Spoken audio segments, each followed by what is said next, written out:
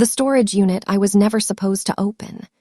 I took the night security job at Clearview Storage because it paid twice what I made at the gas station, and nobody bothered you between midnight and 6.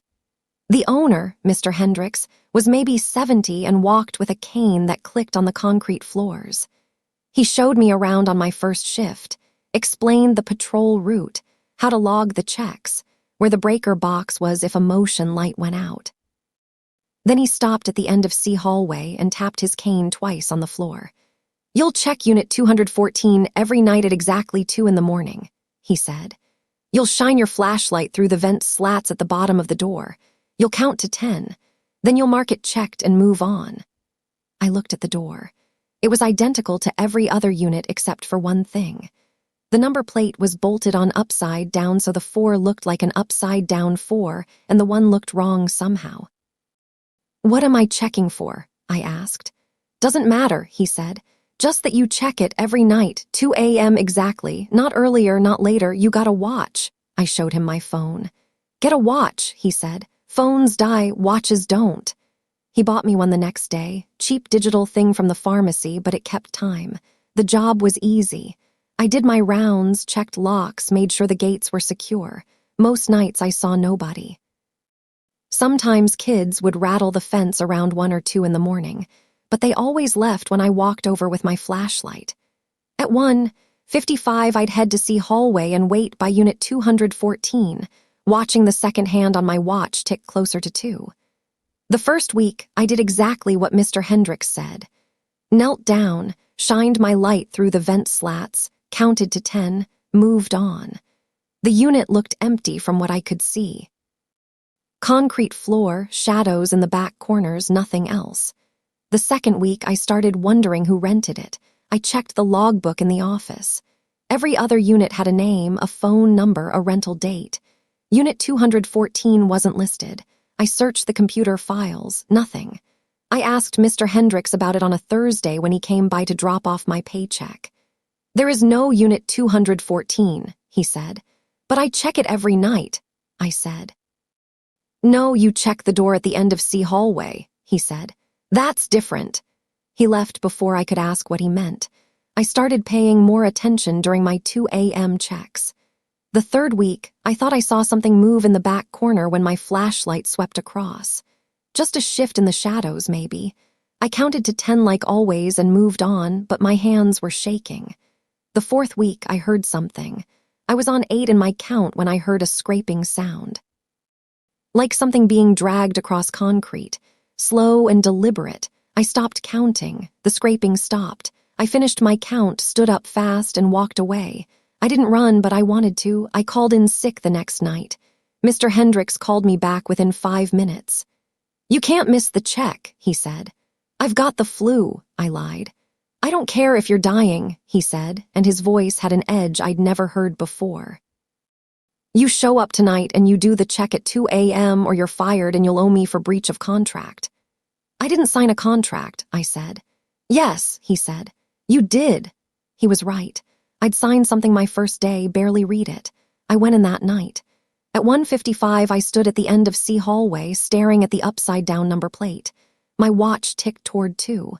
I thought about just skipping it, marking it checked anyway, but something stopped me. Not fear of getting fired. Something else.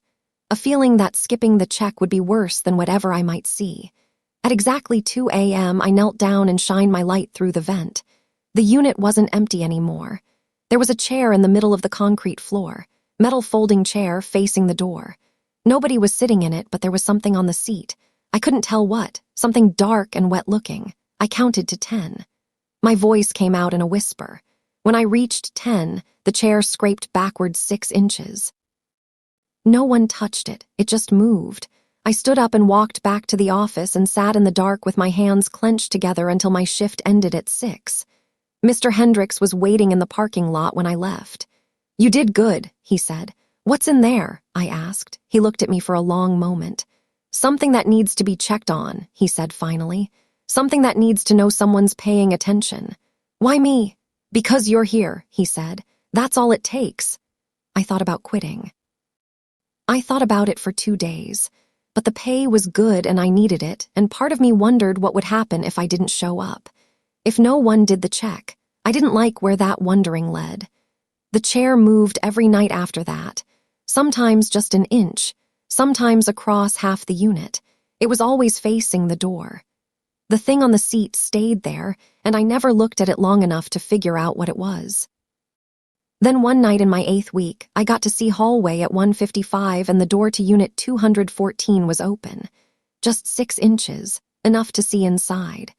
The chair was right up against the door now, inches from the threshold. The thing on the seat was gone. I looked at my watch. 1:56, 4 minutes until I was supposed to check. I should have walked away, called Mr. Hendricks, let him handle it. But I didn't. I pushed the door open wider and stepped inside. The unit was bigger than it should have been. From the outside, these units were maybe 10 by 10. Inside, I couldn't see the back wall. My flashlight beam just faded into darkness. The concrete floor was covered in a thin layer of something that crunched under my boots. It looked like salt, but it was too gray. The chair sat 5 feet in front of me. On the wall to my left, someone had scratched words into the concrete. They were rough and deep, like they'd been carved with something sharp and dull at the same time. I stepped closer to read them. Checking KEPSIT here. I heard the scraping sound behind me. I turned and saw something at the far end of the unit where my light didn't reach. It was tall, taller than the ceiling should allow, and it was moving toward me in the dark, dragging something behind it that scraped across the concrete. I backed toward the door. My watch started beeping. 2 a.m., time for the check. The thing stopped moving. I could barely see its outline. It was too thin, all wrong angles, like someone had built a person out of wire and shadows. I counted out loud. My voice shook, but I kept going. 1, 2, 3. The thing swayed but didn't come closer. 4, 5, 6. I could see something like eyes now, too far apart on what might have been a head. 7, 8, 9. On 9, it bent down toward the concrete, impossibly low, and I saw its hand. Too many fingers, each one too long. It was picking something up, the thing that had been on the chair. 10. I stepped backward through the door and pulled it shut. The lock clicked on its own. I stood there breathing hard, my flashlight shaking in my hand. I made myself mark the check in my log. At 6 a.m., Mr. Hendricks was waiting again. The door was open, I said. I know, he said. It does that sometimes, tests the boundaries. You did the check anyway, that's what matters. What is it? Something old, he said. Something that used to move around before we built this place, before we gave it a space and a schedule, before someone started checking on it every night at 2 a.m. What happens if we stop checking? He looked at the building behind us. It figures out the door opens both ways, he said. I've worked here for 6 months now.